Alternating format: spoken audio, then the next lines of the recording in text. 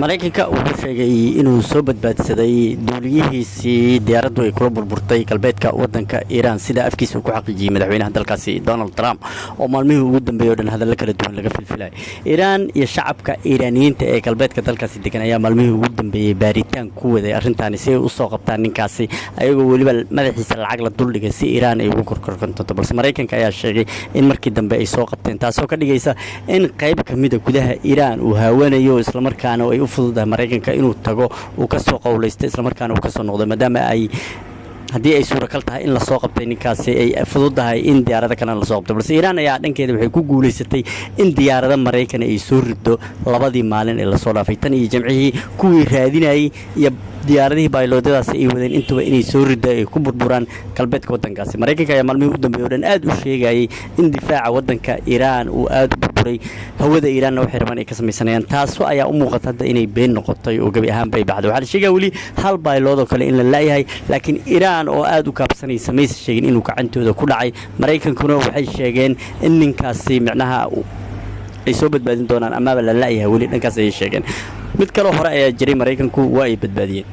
hadda waxay u badan tahay in Donald Trump iyo ciidamadiisa Maraykanka iyo waliba kuwa Israa'iil aysan ku degdegi doonin hawada Iiraan maadaama ay ka barteen cashar adag oo ah in dhowr diyaaradood oo xigxiga lagu soo riday, taasoo ka dhigaysa in hawada Iiraan nidaam difaaceedkeeda wali uu aad u adag yahay isla markaana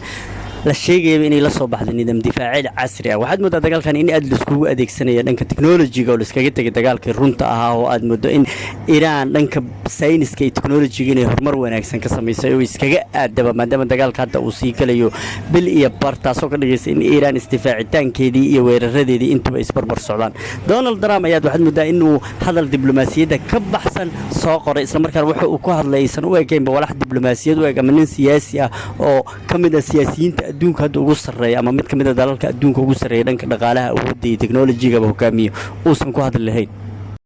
Donald J. Trump hadalkiisa caay iyo aflagaado iyo wax walba oo micnaha qof walba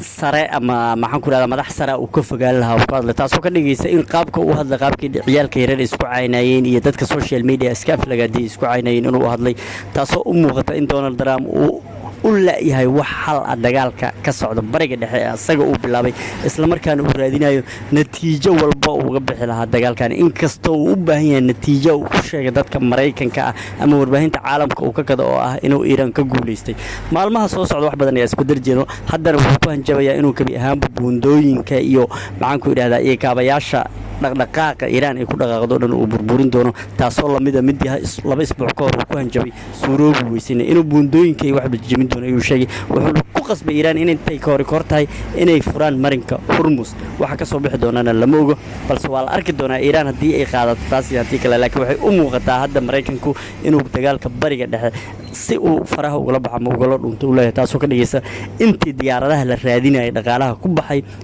inuusan macquul ahayn. Iiraan waxay burburinaysaa dhaqaale badan oo jeebka Maraykanka laga soo bixiyay. waxaa qaba dhaqaalyahanno caalami ah kuwaas oo sheegaya in Iiraan ay u baasbixi karto isla markaana ayba dhaqaalaha Maraykanka hoos u dhac u keeni karta dagaalkanna intuu sii socon karo inkastoo aan la aqoonin. Iiraan weli waxay ku jirtaa inay duqeyso dalalka Khaliijka iyo waliba Israel iyadoo aeroboorada degadaha iyo kaabaha dhaqaalayaasha iyo waliba bildhinada waaweyn iyo koobaha dalxiiska intaba burburinayso. Kuwait iyo Bahrain iyo Israel iyo Imaaraadka iyo Sacuudiga intaba ay ku sii wadaa, welina waxaad moodaa inaynan isdhiibin Israa'iiliyiintu. Maraykanku wuxuu sheegay inuu burburiyay qaybo badan oo enerjiga iyo tamarta lagu sameeyo waddanka Iiraan.